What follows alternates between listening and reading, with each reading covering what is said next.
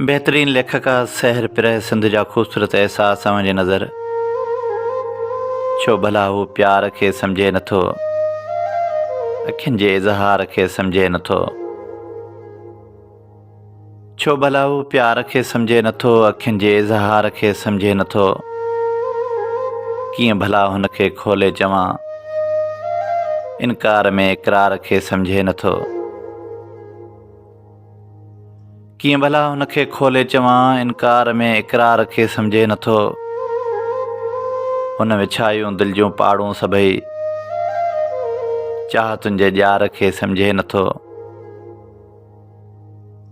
जे मिलण पंहिंजो न थियो त छा थियो, जे मिलण पंहिंजो न थियो त छा थियो। जीत खे हू हार खे सम्झे नथो। मुंहिंजे टहकनि में सभई सदमा हुया, रोज़ राड़ो ऐं पार खे सम्झे नथो।